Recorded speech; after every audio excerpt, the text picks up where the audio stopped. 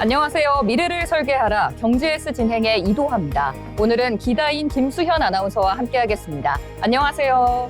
안녕하세요. 그야말로 지옥에서 천국으로 반전에 반전을 거듭한 영화 같은 하루였습니다. 어제 코스피가 7.8% 넘게 주저앉으며 시장은 거대한 공포에 휩싸였었죠. 설상가상으로 전날 뉴욕 증시에서 필라델피아 반도체 지수가 5% 넘게 폭락하며 오늘 우리 시장은 시작도 하기 전에 차가운 얼음장 같은 긴장감이 가득했습니다. 하지만 오늘 우리 시장은 이 모든 대외적 악재와 공포를 비웃듯 기적 같은 반전 드라마를 썼습니다. 장 초반의 불안감을 무서운 기세로 떨쳐내며 코스피는 6% 가까운 폭등세로 장을 마쳤습니다. 어제의 폭락을 기회로 삼은 기관의 사자세가 유입되면서 시장의 얼어붙은 심리를 순식간에 녹여버린 모습입니다.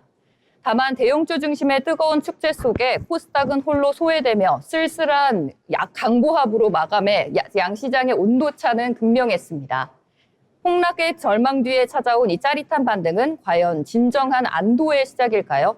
오늘 경제S에서 시장의 흐름을 냉철하게 짚어보겠습니다. 먼저 간밤 뉴욕 증시와 글로벌 시장의 흐름 자세히 짚어보겠습니다. 기다인 아나운서 전해주시죠. 네, 오늘 글로벌 금융시장은 각국 정부와 중앙은행의 엇갈린 상황에 촉각을 곤두세우고 있습니다. 40년 만에 최저치로 추락한 엔화를 방어하기 위해 기습 개입 카드를 빼둔 일본, 예상 밖의 고용 쇼크로 긴축 우려를 덜어낸 미국, 그리고 숨 고르기에 들어간 유럽 소식까지 꼭 챙기셔야 할 글로벌 경제 핵심 이슈 3가지를 정리해드립니다. 첫 번째 소식입니다. 끝없이 추락하는 엔화 가치에 일본 당국이 마침내 강력한 칼을 빼들 것으로 보입니다. 그런데 이번에는 과거와 방식이 다릅니다. 이른바 소리 없는 기습 공격인데요. 로이터 통신에 따르면 일본 재무성은 앞으로 환율 시장에 개입할 때 사전 구도 경고를 생략하고 예고 없는 기습 개입을 단행하는 방안을 추진 중입니다. 최근 엔화가 40년 만에 최저 수준까지 밀린 배경에는 투기적 엔화 매도 세력이 자리 잡고 있다고 판단했기 때문인데요. 그동안 일본 당국은 개입 전 시장에 경고 메시지를 던지곤 했습니다.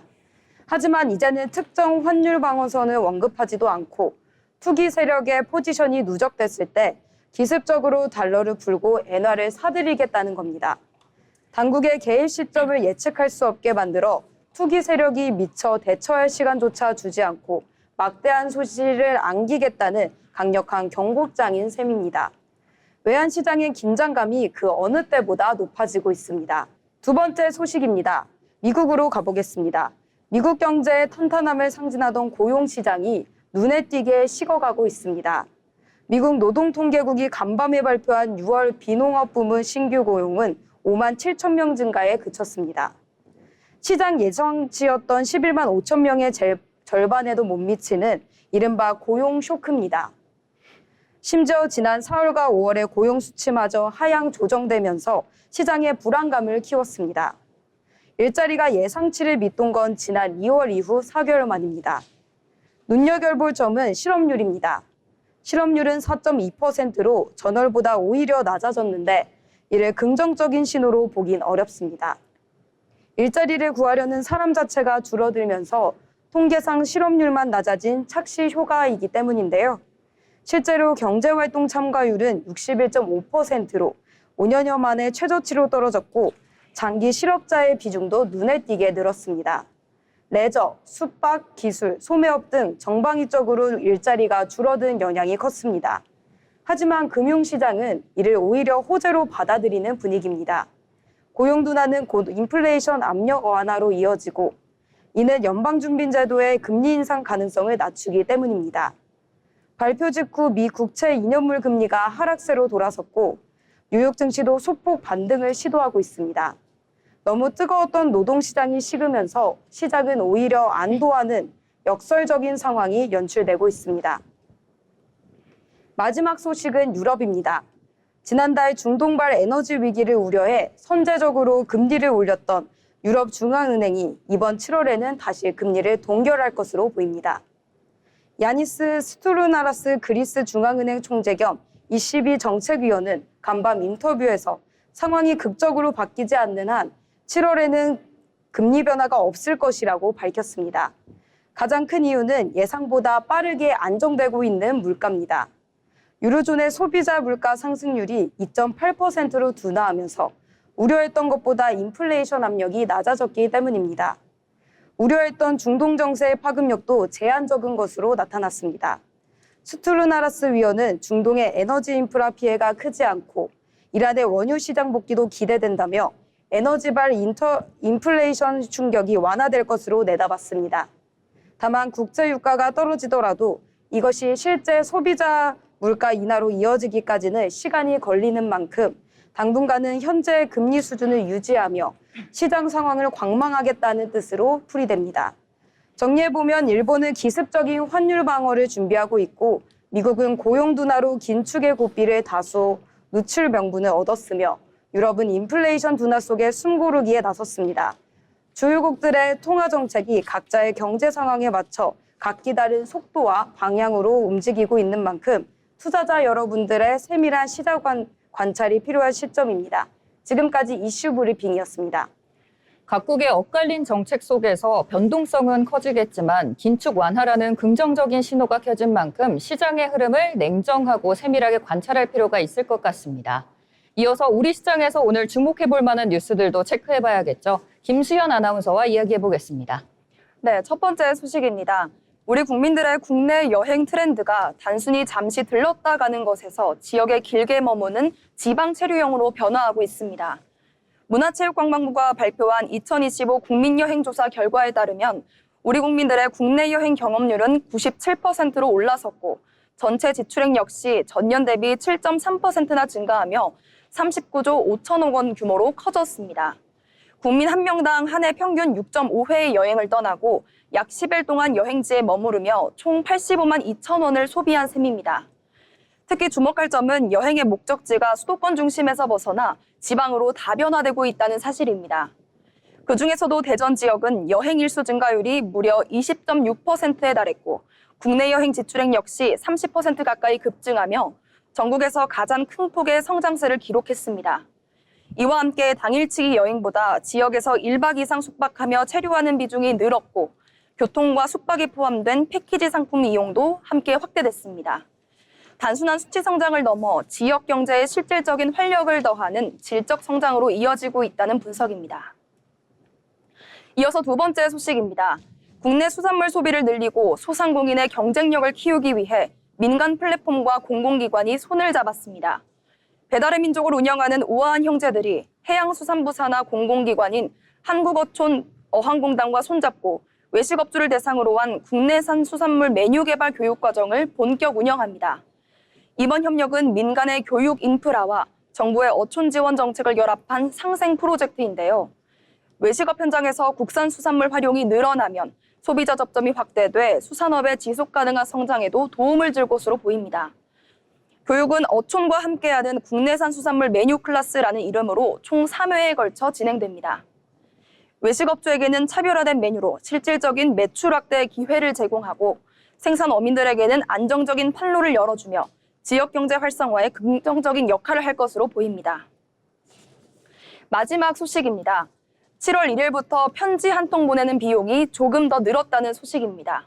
국내 우편요금이 5년 만에 인상되는 건데요. 과학기술정보통신부 우정사업본부는 디지털 전환으로 우편물 이용이 꾸준히 감소함에 따라 규격 25g 이하 우편물의 기본 요금을 기존 430원에서 500원으로 70원 인상한다고 밝혔습니다. 2021년 이후 5년 만의 조정입니다. 실제로 우편 사업 적자는 2024년 1,659억 원에서 지난해 3,116억 원으로 2배 가까이 불어나며 경영 부담이 커진 상태였는데요.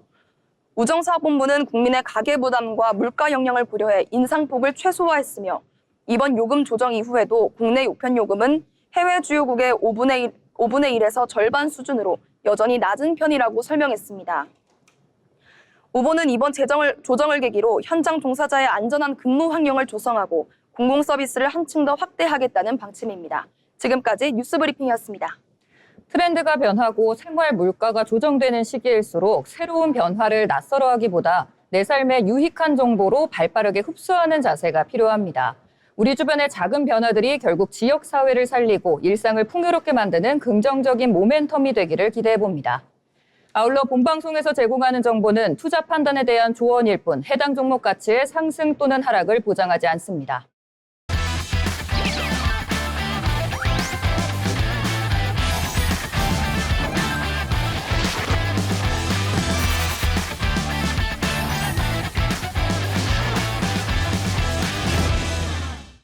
네, 이번 시간은 부자가 되고 싶은 아나운서들이 모여 주식과 경제 이야기를 나눠보는 돈의 맛 시간입니다. 먼저 국내 증시 마감 상황 알아보겠습니다. 박준현 아나운서 전해주시죠. 네, 7월 3일 국내 증시 마감 시황입니다. 오늘 국내 증시는 장 초반 혼조세로 출발했습니다. 코스피는 외국인의 매도에도 불구하고 기관의 강한 매수세가 유입되면서 오후 들어 상승폭을 키웠고 8,100선 가까이 회복하며 마감했습니다. 반면 코스닥은 기관의 매도세가 이어지며 코스피보다 반등이 다소 늦은 모습을 보였지만 장막판 개인 매수세가 유입되면서 소폭 상승 마감했습니다. 오늘 시장은 기관과 개인의 수급 차이가 지수의 흐름을 좌우한 하루였는데요. 그럼 오늘 증시 지수부터 한번 살펴보겠습니다. 코스피는 온 전 거래일보다 5.76% 오른 8,088선의 거래를 마쳤습니다. 장 초반에 외국인의 매도 영향으로 상승폭이 제한됐지만 오후 들어 기관의 매수세가 반도체를 비롯한 대형주로 유입되면서 상승폭을 확대했습니다.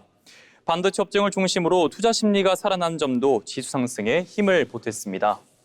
네, 코스닥 지수도 전 거래보다 0.19% 오른 868선의 장을 마쳤습니다. 다만 기관의 매도세가 이어지며 코스피보다 반등이 늦었고 장 후반 개인 매수세가 유입되면서 상승 전환에 성공했습니다. 네, 이어서 오늘 시장 수급 상황 한번 살펴보겠습니다. 코스피 시장에서는 기관이 4조 4,451억 원을 순매수하며 지수 상승을 이끌었습니다. 반면 개인은 2조 2,941억 원, 외국인은 2조 2,123억 원을 각각 순매도했습니다. 외국인의 매도세가 이어졌지만 기관이 적극적으로 매수에 나서며 시장의 버팀목 역할을 했는데요. 코스닥 시장에서는 개인이 1,121억 원을 순매수한 반면 기관은 1,039억 원, 외국인은 202억 원을 각각 순매도했습니다. 기관의 매도세가 장중 코스닥의 상승을 제한했지만 장막판 개인 매수세가 유입되면서 소폭 상승 마감했습니다. 네, 오늘 코스피 시가총액 상위 종목들 한번 살펴보겠습니다. 삼성전자와 삼성전기 우, SK하이닉스가 강세를 보였고 삼성전기와 현대차, SK스퀘어는 소폭 상승하며 시장 반등을 이끌었습니다. 최근 하락했던 LG에너지솔루션도 반등에 성공했고 삼성생명과 삼성물산 역시 상승했습니다. 오늘 코스피 시장은 기관 중심의 매수세가 반도체와 대형주에 집중되며 상승세를 이끌었습니다. 네, 이어서 코스닥 시가총액 상위 종목들 한번 살펴보겠습니다. 에코프로와 에코프로비엠 등 2차전지 관련 종목은 종목별로 등락이 엇갈렸고 알테오젠 등 일부 바이오 종목도 혼조세를 나타냈습니다. 반면 최근 하락했던 에코프로를 비롯해 레인보 로보틱스와 리노공업은 소폭 상승했습니다. 오늘 코스닥 시장은 기관의 매도세가 이어지면서 코스피보다 상대적으로 약한 흐름을 보였지만 장후반 개인 매수세가 유입되며 상승 마감했습니다. 네, 오늘 국내 증시는 외국인의 매도세가 이어졌지만 기관의 강한 순매수가 코스피 상승을 이끌었는데요. 코스닥은 기관의 매도 압력이 이어지며 장중 약세를 보였지만 개인 매수세가 유입되며 장 후반 상승 전환에 성공했습니다. 당분간 시장은 외국인과 기관의 수급 변화, 반도체 업화, 그리고 본격적인 실적 시즌에 대한 기대와 경계감이 맞물리면서 종목별 차별화 장세가 이어질 것으로 전망됩니다. 지금까지 국내 증시 마감 시황이었습니다. 오늘 우리 증시는 외국인의 매도세 속에서도 기관과 개인의 강한 수급에 힘입어 기분 좋은 반등으로 마감했습니다. 이제 본격적인 실적 시즌이 시작되는 만큼 지수의 등락에 흔들리기보다는 실적이 뒷받침되는 철저한 옥석 가리기가 필요한 시점인데요. 당분간은 시장의 주도주인 반도체와 대형주 중심의 흐름을 눈여겨보시면서 다가올 실적 장세에 차분하게 대응해 나가시길 바랍니다. 그럼 오늘 장에서 어떤 종목들이 주목받았는지도 살펴봐야겠죠. 먼저 다인 아나운서 어떤 종목일까요? 네, 특징주 파라다이스 살펴보겠습니다. 파라다이스가 장중 13% 넘게 급락하면서 투자자들의 관심을 받고 있습니다. 외국인 관광객 증가에 따른 대표적인 수혜주로 꼽혀왔지만 6월 카지노 부문 잠정 실적이 시장 기대를 밑돌면서 투자 심리가 크게 위축된 모습입니다. 구체적으로 살펴보면 파라다이스의 6월 카지노 매출은 약 632억 원으로 집계됐습니다. 이는 지난해 같은 기간보다 21.2%, 전달보다도 35.6% 감소한 수준입니다. 특히 카지노 실적의 핵심 지표인 테이블 매출이 576억 원으로 전년 동기 대비 23.6% 줄어든 점이 부담으로 작용했습니다. 반면 머신 매출은 56억 원으로 16.8% 증가했지만 전체 실적 감소를 만회하기 위해는 역부족이었습니다. 이번 실적은 워커힐과 제주, 부산, 인천 파라다이스 시티 등 그룹사나 4개가 카지노의 실적을 합산한 결과입니다. 시장에서는 최근 방한 외국인 관광객 증가세가 이어지면서 카지노 업황 개선에 대한 기대가 높았습니다. 하지만 실제 월간 실적이 기대치를 크게 밑돌자 실망 매물이 한꺼번에 쏟아진 것으로 풀이됩니다. 다만 중장기적인 흐름까지 부정적으로만 볼 필요는 없다는 분석도 나옵니다.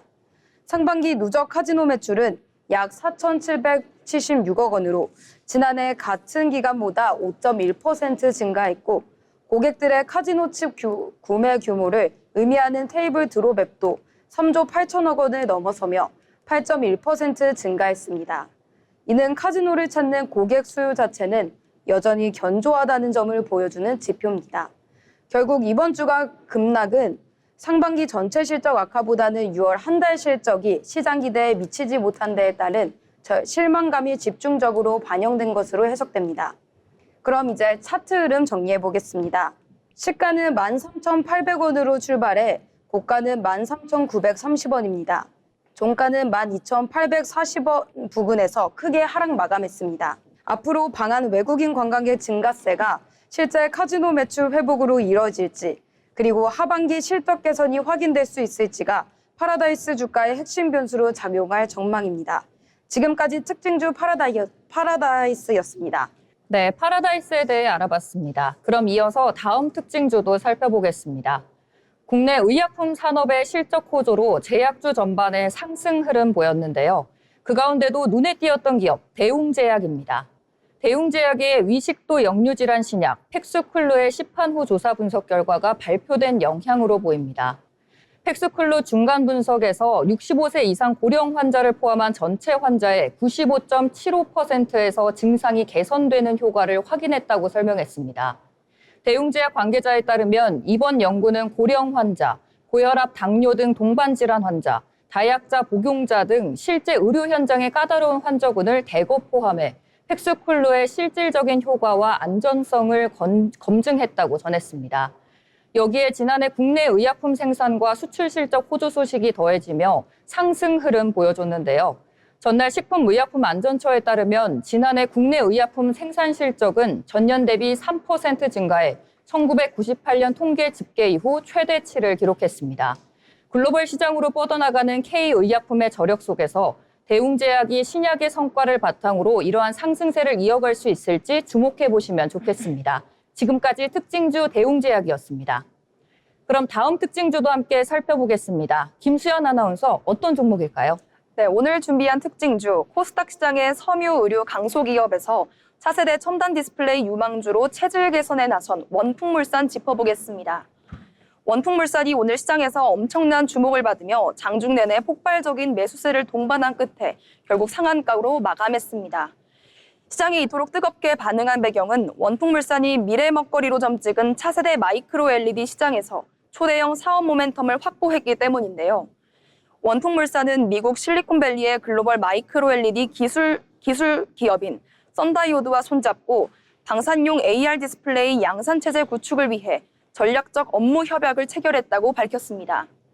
썬다이오드는 업계 최초로 3D 수직 적층형 마이크로 LED 아키텍처를 구현해 학계와 글로벌 매체의 집중 조명을 받고 있는 혁신 기업인데요.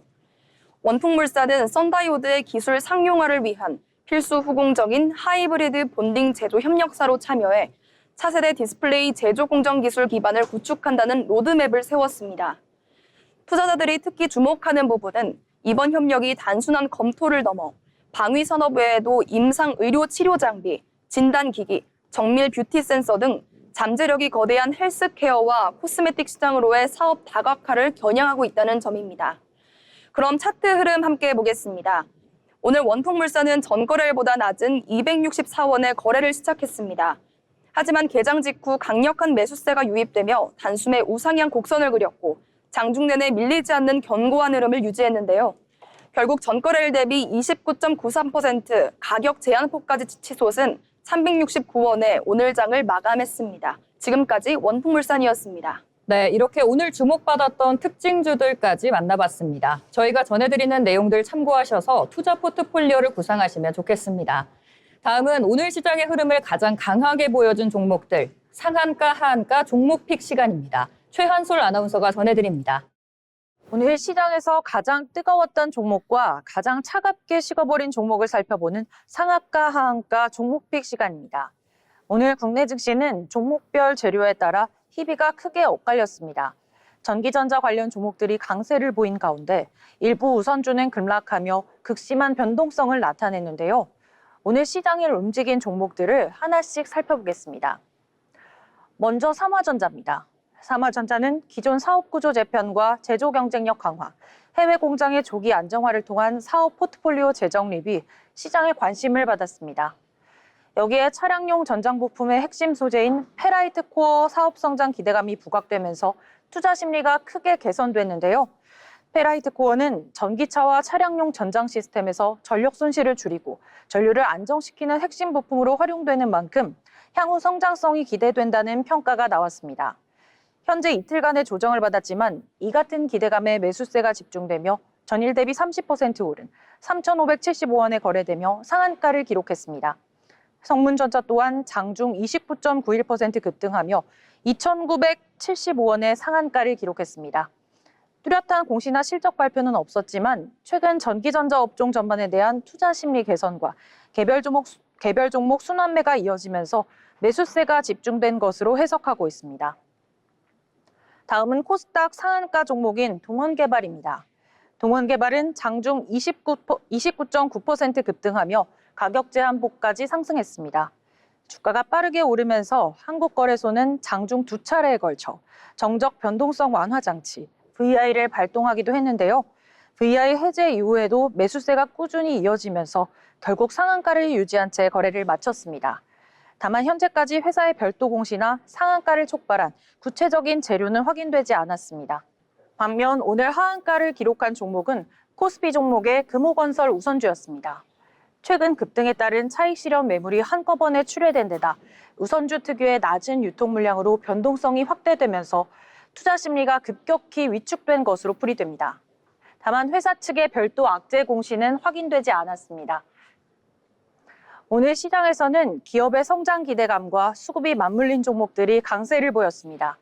최근 시장은 개별 종목 이슈에 따라 주가 변동성이 커지고 있는 만큼 실적과 기업 가치, 재료의 지속성을 함께 살펴보는 투자 전략이 중요해 보입니다. 지금까지 상한가, 하한가 종목픽이었습니다. 계속해서 증권사에서 발간한 리포트를 알기 쉽게 전해드리는 투자 리포트 시간입니다. 박준현 아나운서가 전해드립니다. 어려운 리포트를 쉽게 설명해드리는 투자 리포트 시간입니다.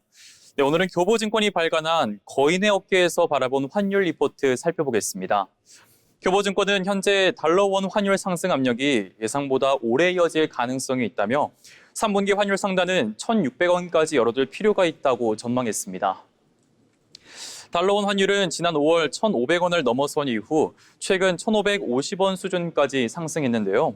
교보증권은 이번 환율 상승의 가장 큰 원인으로 해외 패시브 펀드의 리밸런싱에 따른 외국인의 국내 주식 매도를 꼽았습니다. 특히 이 같은 매도는 단기간에 끝나는 일회성 요인이 아니라 글로벌 주식시장의 상대적인 수익률에 따라 당분간 이어질 가능성이 높다고 분석했습니다. 패시브 펀드는 특정 국가의 주가가 오르내리는 것보다 글로벌 시장과 비교한 상대적인 성과를 기준으로 비중을 조정하는 경우가 많은데요. 교보증권은 최근 코스피가 조정을 받았더라도 신흥국 주식시장과 비교한 상대 성과는 여전히 높은 수준인 만큼 외국인 매도 압력이 쉽게 해소되기는 어려울 것으로 내다봤습니다. 또한 문제는 규모입니다. 올해 들어 외국인의 국내 주식 순매도 규모는 원화 강세 요인으로 여겨졌던 우리나라의 대규모 무역 흑자와 비교해도 적지 않은 수준이라고 설명했습니다.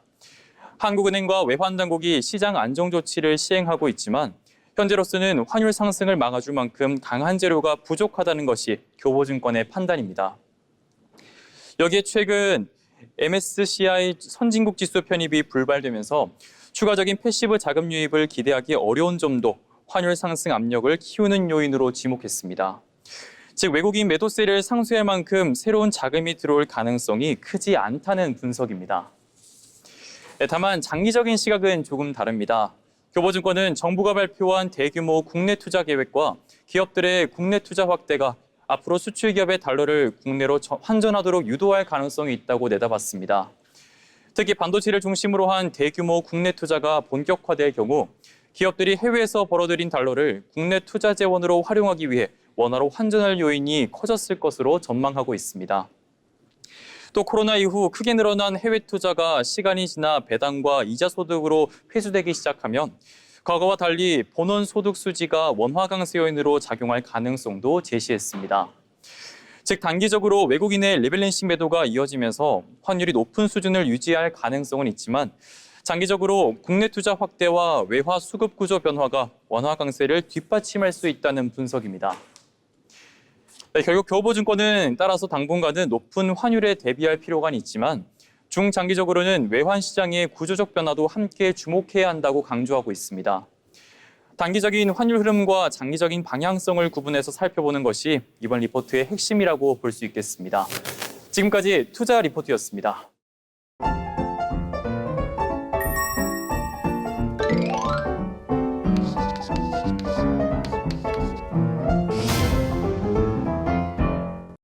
이어서 오늘 시장을 한 줄로 요약해보는 한 줄 평 시간입니다. 먼저 다인 아나운서부터 오늘 장 어떻게 보셨을까요? 네, 저는 오늘 장을 하드캐리라고 표현하고 싶습니다.